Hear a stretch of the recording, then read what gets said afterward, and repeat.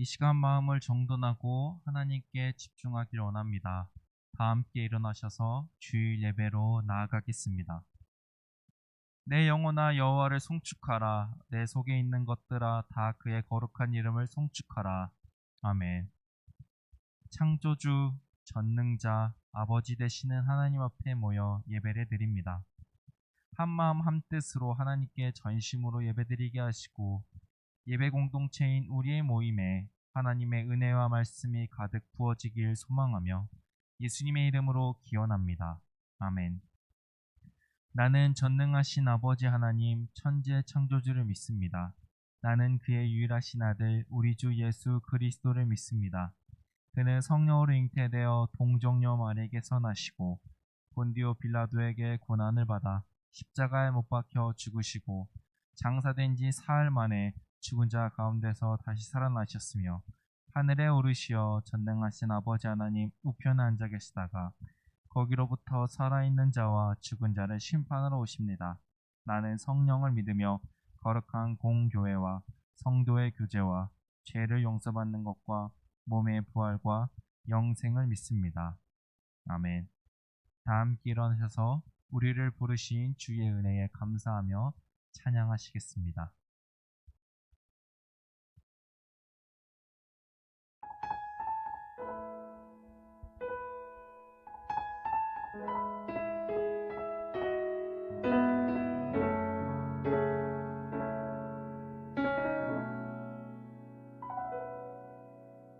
주의 보좌로 나아갈 때에 어떻게 나가야 할까? 나를 구원한 주의 십자가 그것을 믿으며 가네. 주의 보좌로 나아갈 때에 나 여전히 부족하나.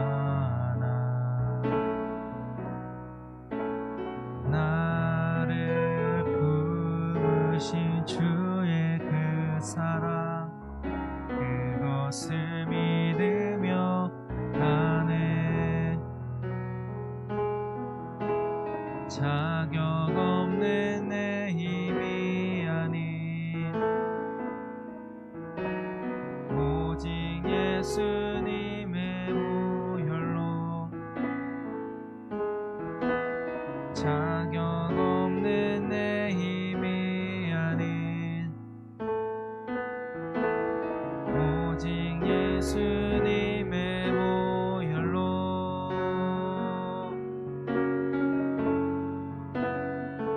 십자가의 보혈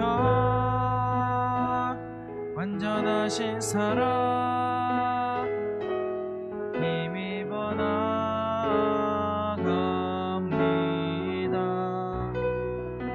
십자가의 보혈 완전하신 사랑 힘입어 예배합니다. 자격 없는 내 힘이 아닌 자격 없는 내 힘이 아닌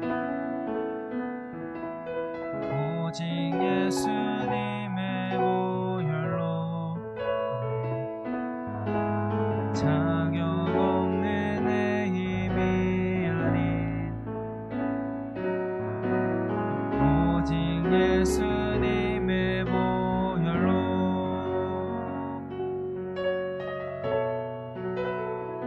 십자가의 보혈 완전하신 사랑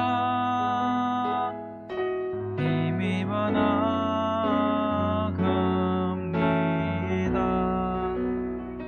십자가의 보혈 완전하신 사랑 힘입어 예배합니다. 십자가의 보혈 완전하신 사랑 힘입어 나아갑니다. 십자가의 보혈 완전하신 사랑 힘입어 예배합니다.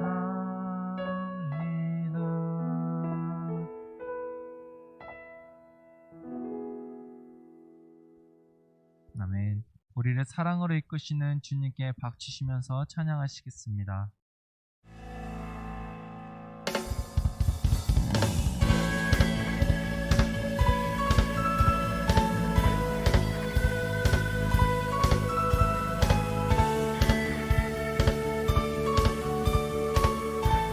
내 입술이 주를 높이며 내 입술이 주를 높이며 내 호흡이 주를 섬기니 무엇이 나를 두렵게 하리.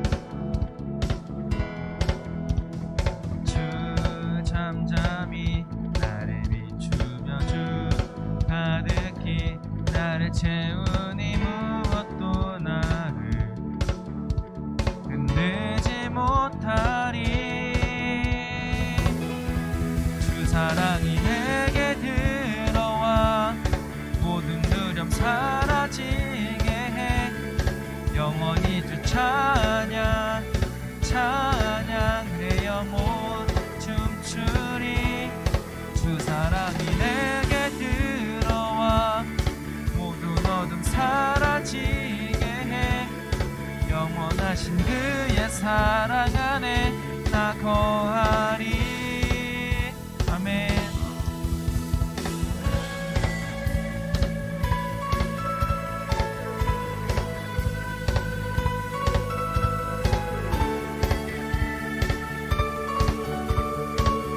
다시 한번 찬양하시겠습니다. 내 입술이 주를 높이며 내 호흡이 주를 섬기니 무엇이 나를 두렵게 하리. 주 잠잠히 나를 비추며 주 가득히 나를 채우니 무엇도 나를 흔들지 못하리. 주 사랑이 내게 들어와 모든 어둠 사라지게 해. 영원히 주 찬양 찬양 내 영혼 춤추리. 주 사랑이 내게 들어와 모든 어둠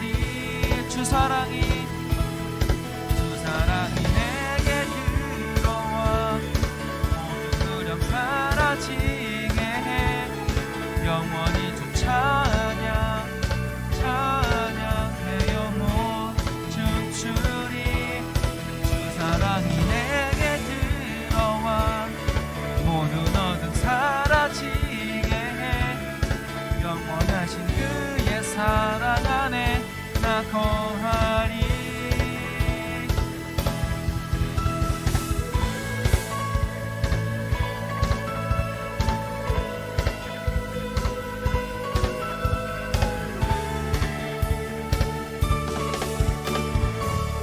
박수로 하나님께 영광 올리시겠습니다.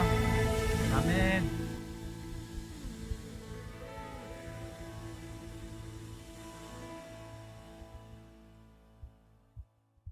이 시간 앉으셔서 우리를 부르신 그 사랑을 다시 한번 찬양하시겠습니다.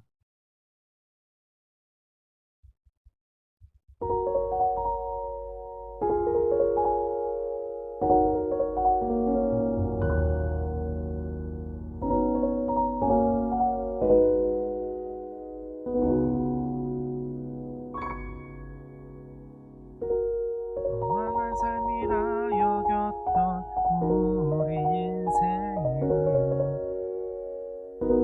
한 사람이 짊어진 십자가로 변했네. 우리의 세상은 여전히 험하게 보이나 주 안에서 우리 사랑을 외치네. 이곳에 주의 나라와 주의 뜻만이 영원히 이루어지리. 주가 일하시는 우리의 삶 가운데 주님께 우리 찬양과 그의 영광을 영원히 노래하리. 포기치 않으시는 당신의 그 사랑을.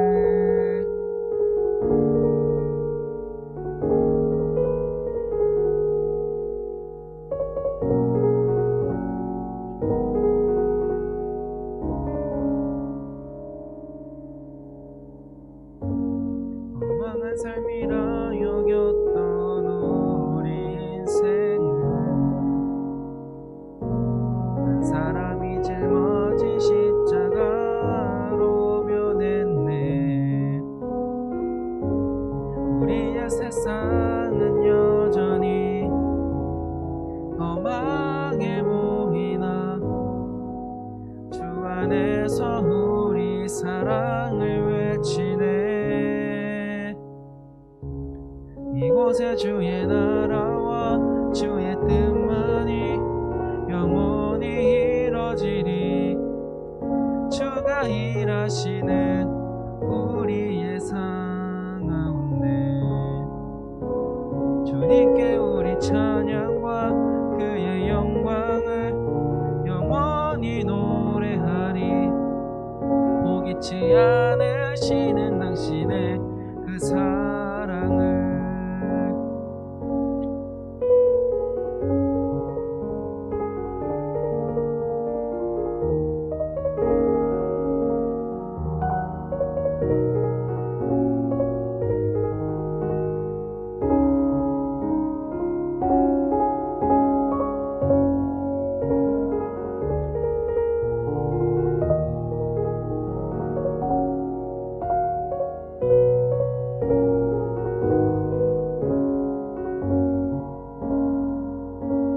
이곳에 주의 나라와 주의 뜻만이 영원히 이루어지리. 주가 일하시는 우리의 삶 가운데 주님께 주리 찬양과 그의 영광을 영원히 노래하리. 포기치 않으시는 당신의 그 사랑을. 이곳에 주의 나라와 주의 뜻만이 영원히 이루어지리. 주가 일하시는 우리의 삶 가운데 주님께 우리 찬양과 그의 영광을 영원히 노래하리. 포기치 않으시는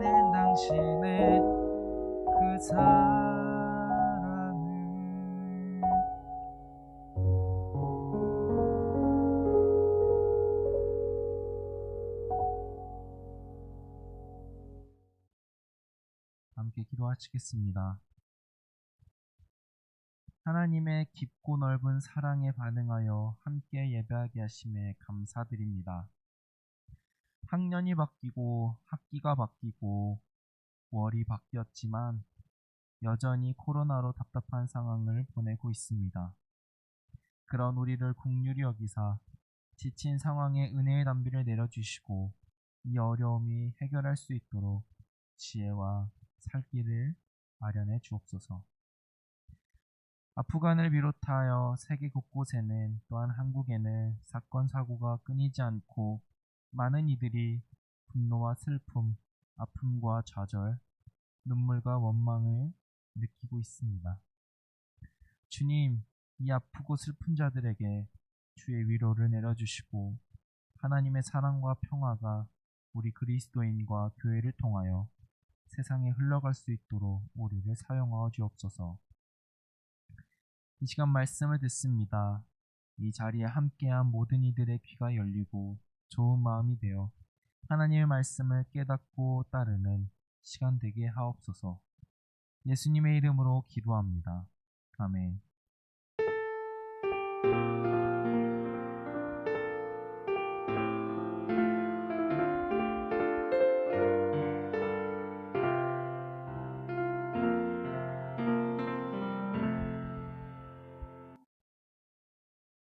오늘 하나님께서 우리에게 주시는 말씀은 갈라디아서 2장 11절부터 21절의 말씀입니다.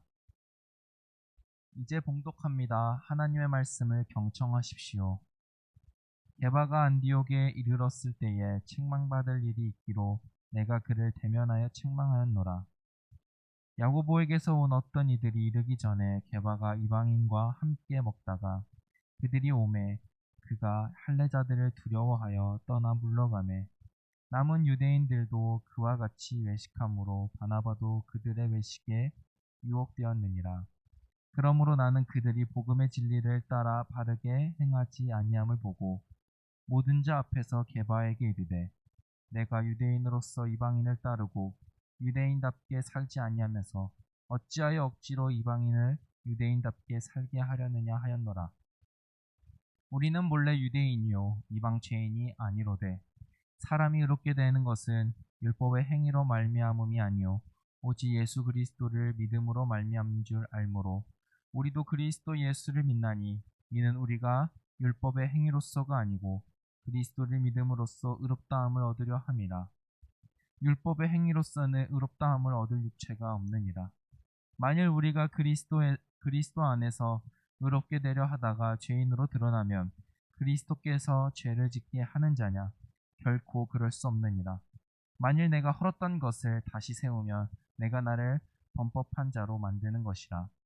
내가 율법으로 말미암아 율법에 대하여 죽었나니 이는 하나님에 대하여 살려 함이라. 내가 그리스도와 함께 십자가에 못 박혔나니 그런즉 이제는 내가 사는 것이 아니요 오직 내 안에 그리스도께서 사시는 것이라.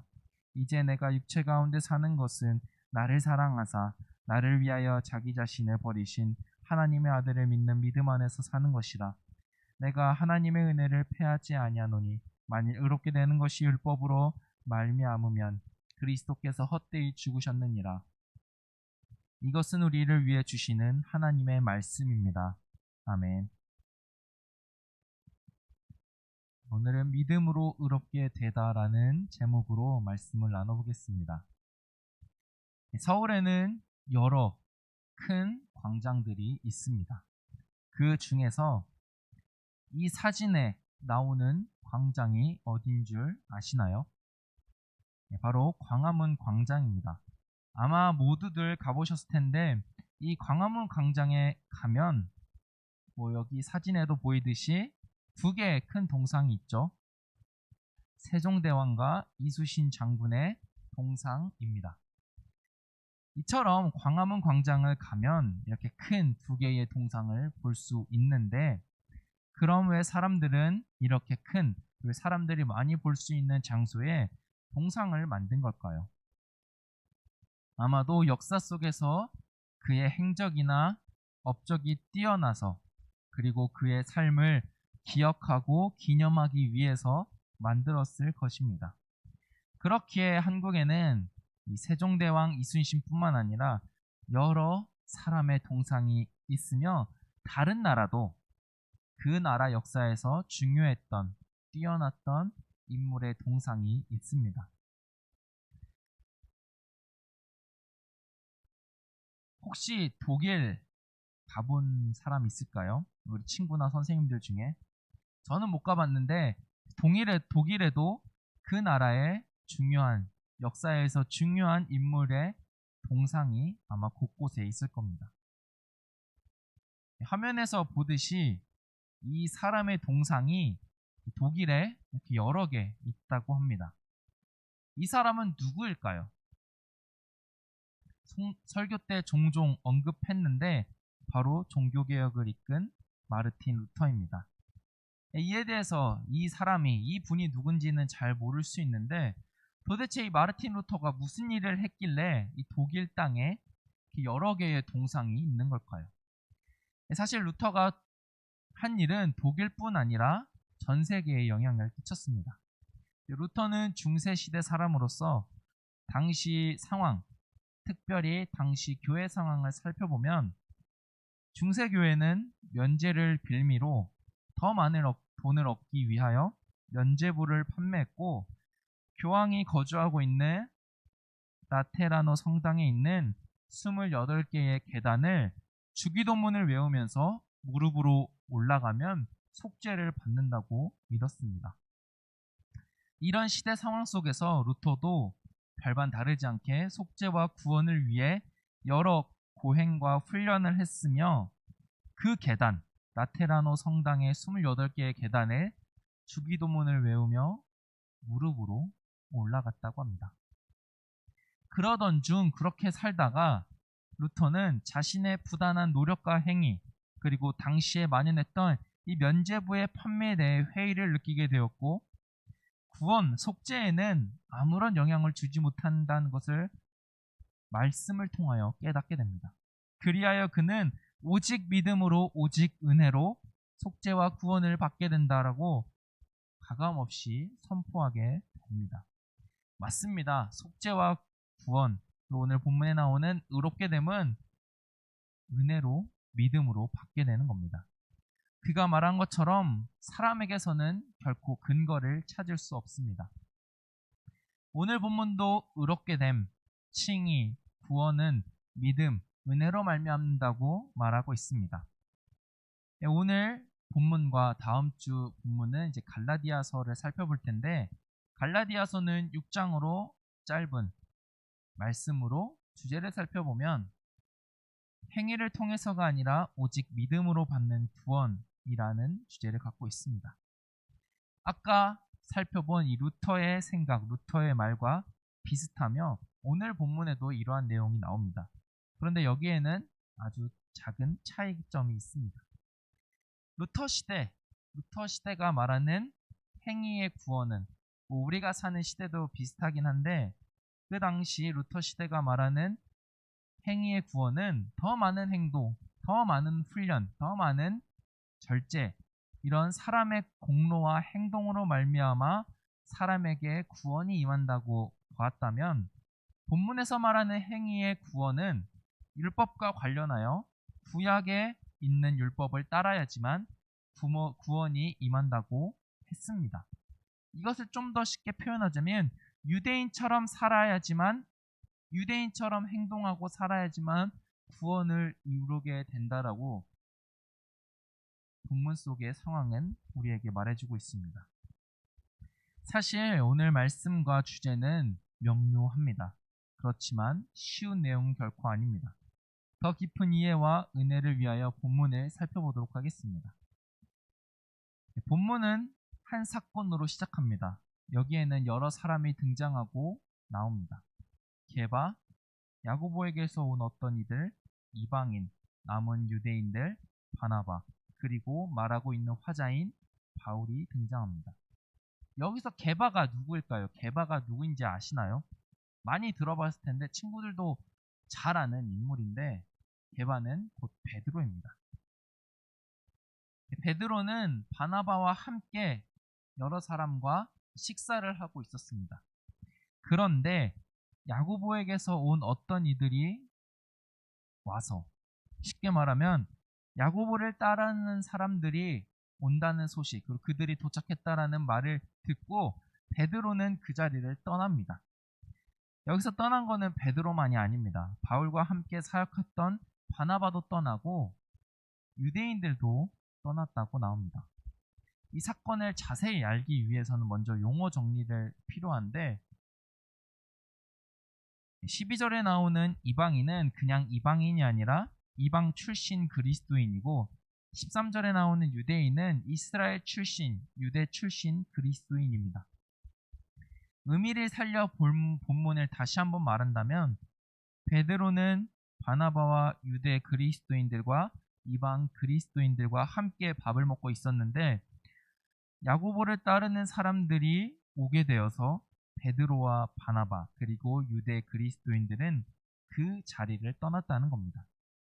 그렇게 유대 그리스도인들은 떠나고 이방 그리스도인들만이 남게 되었고, 남겨진 이방 그리스도인들은 당혹스러울 것이고, 그리스도인이란, 복음이란 무엇인가 다시금 생각해 보게 되었을 겁니다. 그럼 왜 바나바와 베드로를 포함한 유대 그리스도인들은 그 자리를 갑자기 떠난 걸까요? 예수 그리스도께서는 대속의 은혜를 사람에게 베푸사 하나님께 나아갈 수 있는 길을 열어두셨습니다. 이와 더불어 유대인과 이방인의 벽, 경계를 허무셨습니다.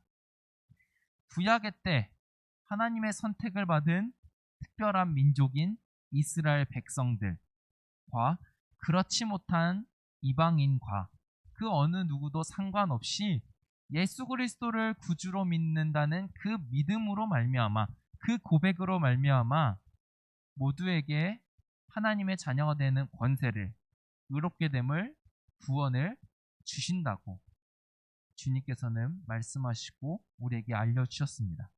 그렇기에 구원에 있어서 믿음으로 구원에 이르게 되는, 믿음으로 의롭게 됨에 있어서 유대 그리스도인이나 이방 그리스도인에게는 차이가 없습니다.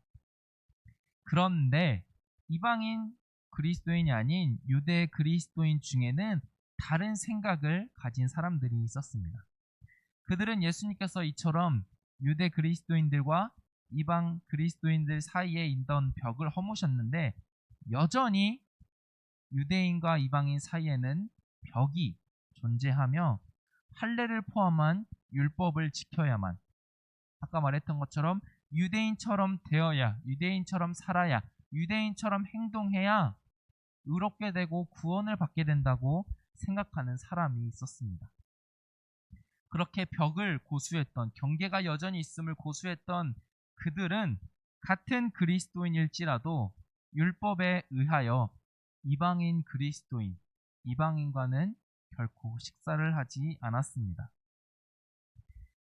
베드로와 바나바와 유대 그리스도인들은 예수님께서 허무신 벽을 믿고 의지하여 이방 그리스도인들과 함께 식사를 한 건데, 야고보에게서 온 어떤 이들, 야고보를 따르는 이들, 여전히 벽이 있다고 여기는 그들이 와서 베드로를 포함한 유대 그리스도인들은 떠나게 된 겁니다.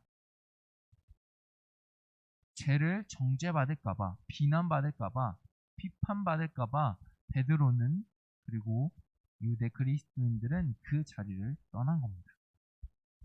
바울은 이런 베드로를 향하여 책망한 겁니다. 사실 진짜 책망을 들어야 할 대상은 야고보를 포함한 그를 따르는 사람들입니다.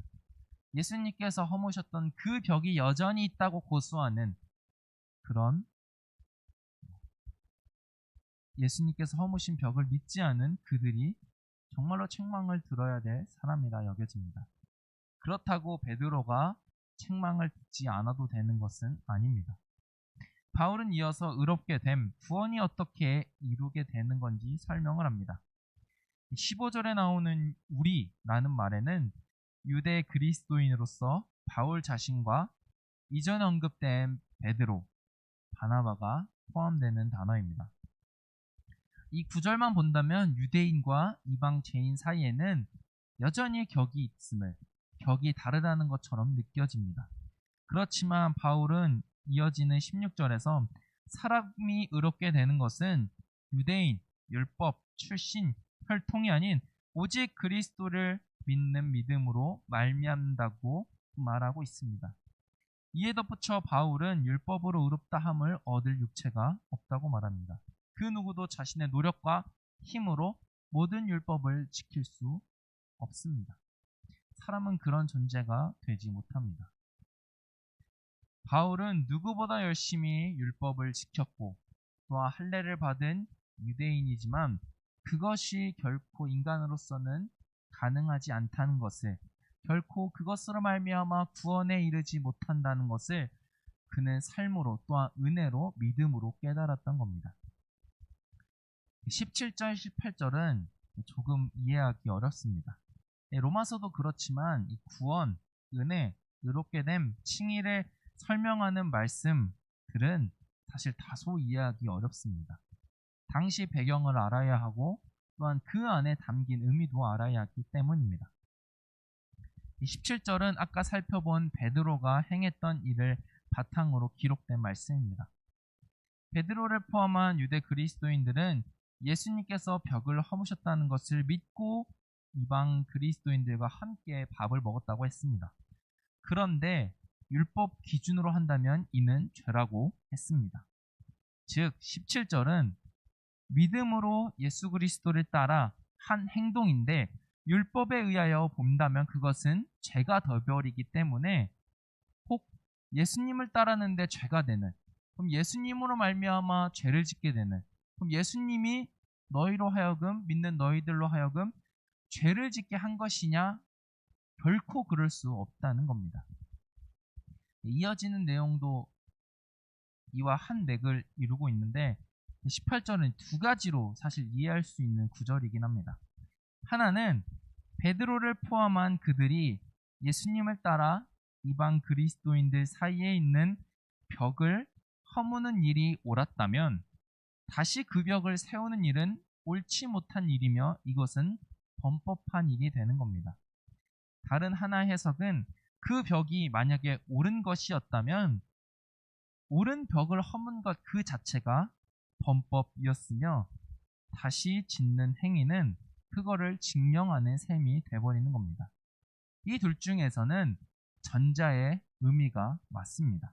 왜냐하면 벽을 허무신 일은 예수님께서 먼저 하셨기 때문에 옳은 일이었고 베드로와 그들은 죄를 지었다고 비난받고 정죄받을까 하는 두려운 마음에 식사 자리를 떠난 행동은 그 벽을 다시 세우는 행동입니다. 그렇기에 이를 보고 스스로를 범법한 자라고 만든 행위라고 바울은 말한 겁니다. 다소 어렵긴 하지만 바울은 베드로와 그들의 행위가 잘못되었음을 여러 사람 앞에서 지적하고 있습니다. 바울은 더 이상 자신은 율법의 지배를 받거나 그걸 따라 살지 않겠다라고 말합니다. 이유가 무엇이냐면 아까 살펴본 17절과 연관시켜 본다면 예수님께서 이 땅에 오셔서 누구랑 식사를 하셨죠? 제자들과 식사하시고 그들을 따르는 사람들과 식사를 하셨지만 예수님은 이 땅에 오셔서 세리, 죄인들과 식사를 하셨습니다.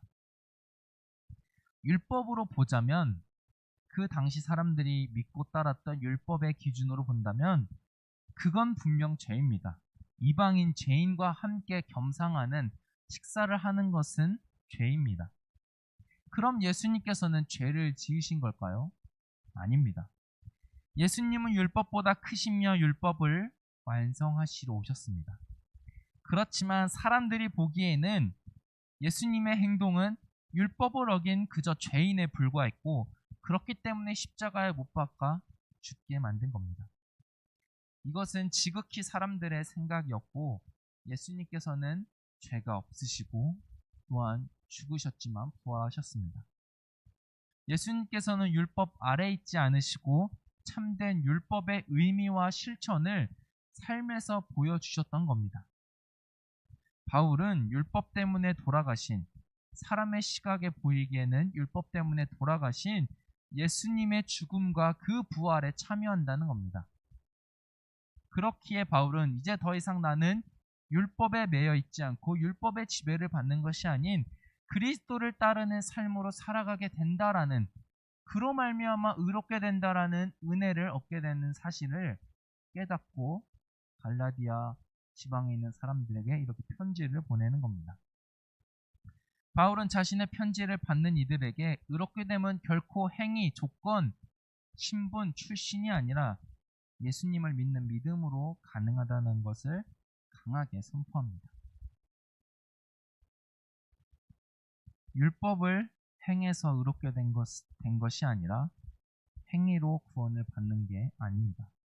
우리의 자격, 조건, 행동, 신분, 성별, 출신 등과 상관없이 오직 예수님을 향한 믿음으로 말미암아 의롭게 됨을 허락받게 됩니다. 노력이나 어떤 자격으로 받는 것은 결코 아닙니다. 오직 믿음으로, 오직 은혜로 받는 겁니다. 그렇지만 우리는 20절의 말씀을 유심히 살펴봐야 합니다. 이제는 예수님을 믿는 믿음 안에서 산다고 바울은 말합니다.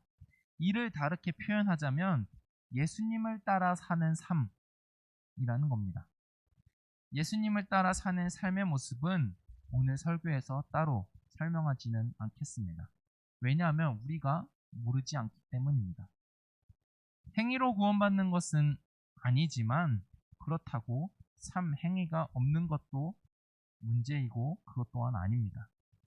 예수님을 따라 사는 삶은 분명 행위로 나타나게 되어 있습니다. 이를 꼭 기억하십시오.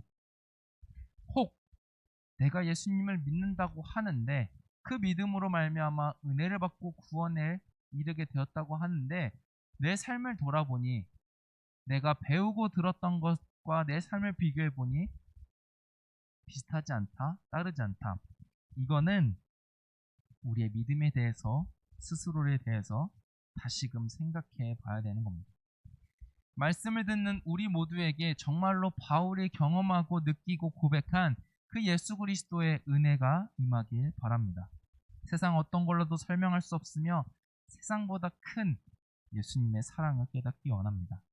그리하여 바울의 고백처럼 내 안에 예수님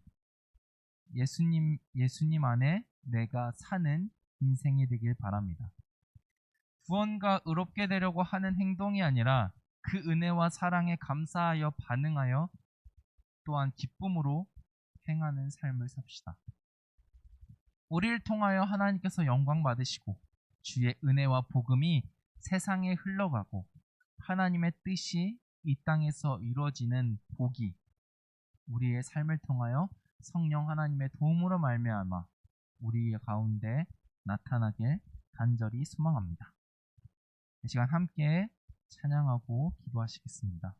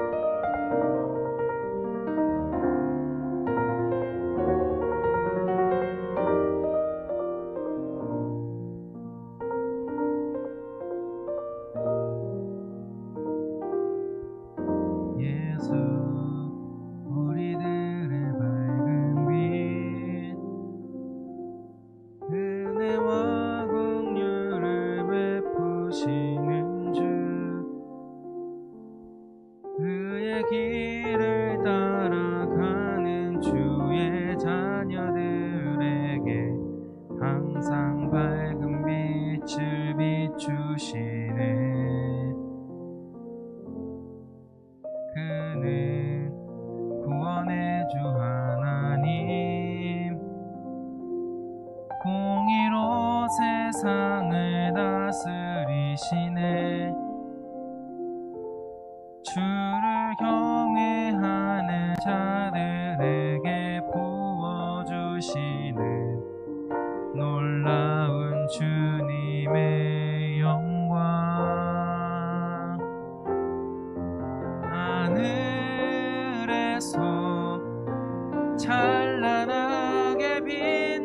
하는 주의 영광 이 땅에 오셨네. 어둠을 밝히고 새 생명 주시네. 영원히 빛나는 나의 예수님 높이 영광과 찬양 받으실 그 이름 경배합니다. 슬픔을 거두고 내게 자유 주시네. 기쁨의 노래를 영원한 나의 빈 예수께 하늘에서 찬란하게 빛나는 주의 영광 이 땅에 오셨네. 어둠을 밝히고 새 생명 주시네. 영원히 빛나는 나의 예수님 높이 영광과 찬양 받으실 그 이름 경배합니다. 슬픔을 거두고 내게 자유 주시네. 기쁨의 노래를 영원히 빛나는 예수께. 우리가 함께 기도하기 원하는 것은 행위, 조건, 자격이 아닌 오직 믿음으로 의롭게 된다는 진리를 마음 깊이 새기고 의리를 의롭게 하신 주님께 감사하며 말씀의 삶을 살아가는 우리 될 수 있도록 이 시간 다 함께 기도하시겠습니다. 하나님 아버지, 우리가 이곳에 나와 하나님께 예배드리고 하나님을 높이게 되는 은혜가 결코 우리에게 있는 것이 아니라 오직 하나님의 은혜와 하나님의 사랑으로 말미암음을 우리가 기억하게 하시옵소서. 하나님, 우리가 참된 주님의 그 은혜와 사랑을 믿음으로 고백하고 깨닫고 알게 하여 주셔서 하나님, 세상보다 크시다고 하는 영원하시다고 하는 그 사랑을 우리가 느끼게 하여 주옵소서. 하나님, 그리하여서 그 깨달음으로 말미암아 믿음으로 하나님께 감사를 고백하고 믿음으로 하나님께 나아갈 수 있는 우리 되게 하여 주옵소서. 하나님, 그리하여서 바울의 고백처럼 예수님이 내 안에 예수님이 거하는 참된 은혜의 삶이 될 수 있도록 우리를 인도하여 주시고 가르쳐 주시옵소서. 하나님, 그리하여서 우리가 더 이상 세상의 가치와 세상의 판단을 따라 사는 것이 아니라 예수 그리스도께 가셨던 그 길, 예수님께서 말씀하셨던 그 말씀으로 살아가는 우리 되어서 우리가 참 은혜 안에 거하며 참 복음된 삶을 살아가며 하나님께 감사하며 살아가는 우리 되게 하여 주시옵소서. 하나님 아버지, 세상은 조건을, 행동을, 자격을 요구합니다. 그렇지만 주님은 그런 것을 요구하지 않으십니다. 우리에게 원하고 우리에게 바라는 것은 오직 믿음, 우리의 상황과 우리의 신분과 우리의 국적과 성별과 상관없이 오직 예수 그리스도께서 나의 구주다, 예수께서 나를 위하여 죽으시고 부활하셨다는 그 믿음으로 말미암아 우리가 의롭게 되고 구원을 받게 된다는 사실을 마음 깊이 새기고 그것을 깨달을 수 있도록 주님께 간구하며 주님 그들의 기도를 들어주옵소서. 하나님 아버지, 우리가 받은 은혜는 거저 받은 것이며 은혜로 받은 것이지만 그렇다고 우리가 이 세상 가운데에 그저 살아가는 것은 아닙니다.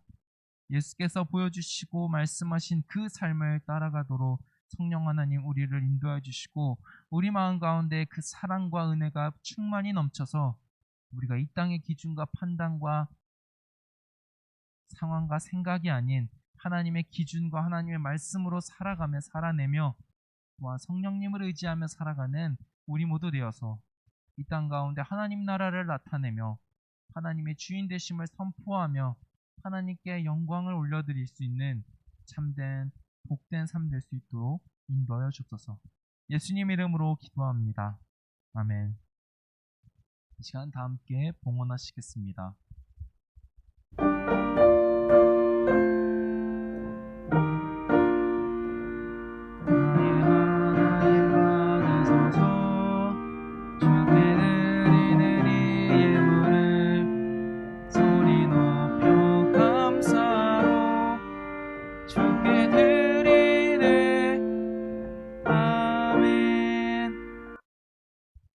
우리의 자격, 조건, 행위, 신분 따위가 아닌 오직 믿음으로 의롭게 하시는 주의 은혜에 감사를 드립니다. 의롭게 하신 주께 감사하며 참 은혜의 삶을 살아가는 우리 되게 하옵소서. 봉헌을 합니다. 믿음의 고백인 우리의 헌금을 받아주시고 주께 드린 모든 손길을 기억하시사 하나님으로 가득 찬 인생 되게 하옵소서. 드려진 헌금이 하나님의 믿음이 고백되며 하나님의 나라가 나타나는 복되고 기쁜 곳에 사용될 수 있도록 주여 인도하여 주옵소서. 예수님의 이름으로 기도합니다. 아멘. 하늘에 계신 우리 아버지, 아버지의 이름을 거룩하게 하시며 아버지의 나라가 오게 하시며 아버지의 뜻이 하늘에서와 같이 땅에서도 이루어지게 하소서. 오늘 우리에게 이러한 양식을 주시고 우리가 우리에게 잘못한 사람을 용서하여 준 것 같이 우리 죄를 용서하여 주시고 우리를 시험에 빠지지 않게 하시고 악에서 구하소서. 나라와 권능과 영광이 영원히 아버지의 것입니다. 아멘.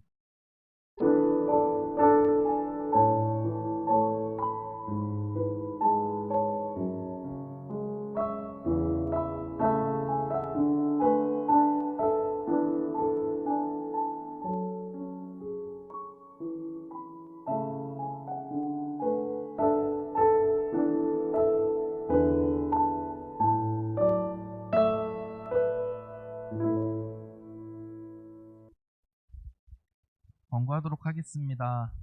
네, 온라인 예배로 이렇게 함께 예배드리는 우리 친구들과 선생님들을 환영하고 사랑하고 축복합니다. 드디어 다음 주부터 모이는 예배를 드리게 되었습니다. 우리 청소년 1부와 또한 청소년 2부가 다음 주부터 모이는 예배로 드리게 되었습니다. 우리 친구들을 못 본 지 이제 한 달이 넘고 어떻게 사는지가 정말 궁금한데 우리 친구들의 모습 뭐 매번 느끼는 거지만 이렇게 한 달, 두 달 만에 친구들을 보면 우리 친구들이 자라나는 10대 사춘기이다 보니까 키가 크고 얼굴이 변하고 얘가 맞나 싶을 정도로 목소리도 변하고 그런 모습을 보게 되는데 어쨌든 이와 상관없이 우리 친구들을 볼 수 있는 다음 주가 정말 기대되고 또한 기쁩니다. 방역 수칙에 따라 우리 베델1실의 10%인 25명만 예배를 드릴 수 있습니다. 이 25명 안에는 저를 포함하여 방송실 선생님, 또한 기도자 선생님, 그리고 반주해 주시는 선생님 이 4명을 빼면 21명이 남겠죠. 친구들은 최대 21명까지 신청을 받고 올 수 있습니다. 여기서 조금 걸리는 게 뭐냐면 예배를 도와주시고 인도하시는 모든 분들 저를 포함해서 또한 우리 친구들이 오는데 그 외 선생님들이 사실 조금 걱정이 되긴 합니다. 그렇다고 오시지 말라라고 할 수도 없고 청소년 일부 예배가 열렸는데 어디서 예배를 드려야 될지 약간 난감하고 어렵긴 한데 그럼에도 불구하고 우리 친구들 선생님들에게 꼭 신청해 주세요. 저 다음 주에 예배 가겠습니다. 꼭 신청해 주시고 선생님들은 신청하시지 않으셔도 그냥 오셔서 혹 아이들이 숫자가 차지 않았거나 혹 아이들의 숫자가 차면 밖이나 다른 방에서 예배를 드리도록 하겠습니다. 오늘부터 돌아오는 금요일 10일까지입니다. 앞으로 이렇게 계속 할 겁니다. 주일부터 금요일까지 신청을 받도록 하겠습니다. 21명밖에 오지 못하는 상황이지만 우리 친구들 많이 다 신청해 주시길 바라겠습니다. 오늘부터 금요일까지 10일까지입니다. 잊지 말고 꼭 늦지 말고 제발 꼭 답을 물어봐야 되는 것 같은 상황이 종종 발생하는데 오늘부터 금요일 안에 꼭 답해 주시기 바랍니다. 그리고 내일부터 가을맞이 온 가족 새벽 기도회가 시작됩니다.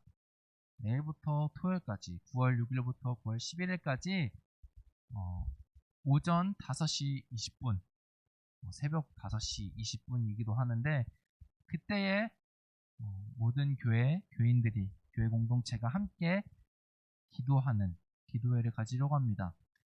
함께 예배당에 나와서 예배를 드릴 수도 있습니다. 신청을 하면.